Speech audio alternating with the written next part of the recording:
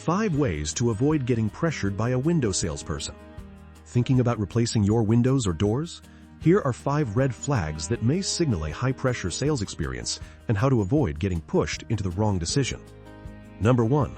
Beware of, are all decision makers home?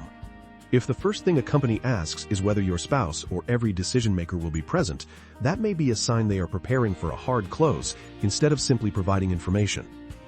Number 2. Watch for one product only. If there are no options and only one product is pushed as the best, be cautious. Different homes and budgets require different solutions. Number 3. Question extreme time pressure.